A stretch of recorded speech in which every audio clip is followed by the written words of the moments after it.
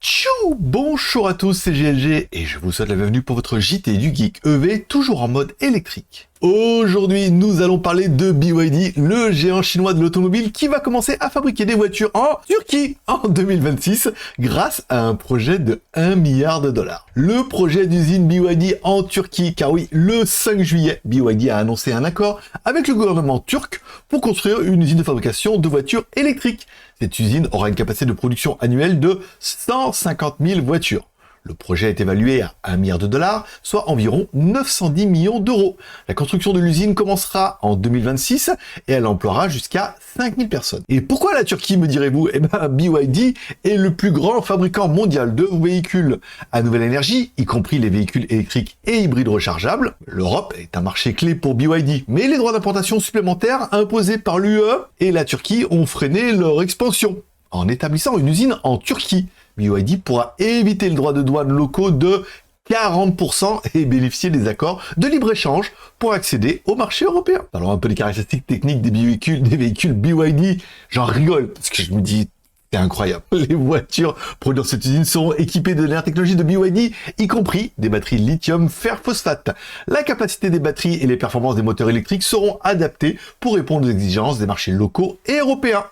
Le prix des véhicules varieront en fonction des modèles, mais seront compétitifs grâce à la production locale. Parlons maintenant de l'impact et de la stratégie globale, car BYD n'est pas nouveau dans l'expansion mondiale. Ils ont déjà des installations en Ouzbékistan, en Thaïlande et en Inde. L'usine en Turquie viendra compléter leur effort en Europe, notamment avec l'usine prévue en Hongrie, qui commencera à produire fin 2025. Ces initiatives visent à augmenter les ventes et à contourner les tarifs d'importation élevés. Bon, en conclusion, l'Europe voulait mettre des taxes pour... Est-ce que ça leur a été vraiment profitable? Est-ce que ça a vraiment apporté des emplois en Europe, tout ça? Bon, à part la Hongrie et la Turquie, moi je trouve que... Encore une fois, c'est une espèce de pseudo-guerre froide entre les gouvernements et les fabricants, mais...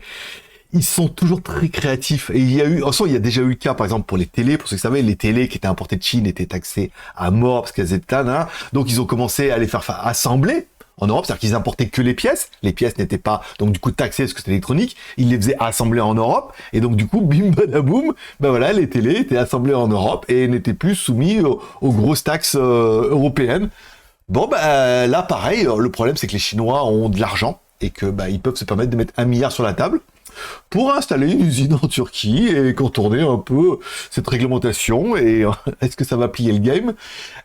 Vous me direz ça en commentaire. Merci de laisser votre avis sur ce projet de BYD en Turquie dans les commentaires. Pensez-vous que cette stratégie va leur permettre de dominer le marché européen des véhicules électriques et signer un petit peu la mort de beaucoup d'autres? Laissez vos commentaires ci-dessous, ça m'intéresse beaucoup de connaître votre opinion. Merci de laisser un like ou un dislike, un commentaire et de vous abonner si ce n'est pas encore fait. Pour plus d'informations sur les véhicules électriques chinois et les innovations automobiles, consultez nos vidéos tous les jours sur cette chaîne YouTube. Vous retrouverez également les articles complets sur jtgeek.com.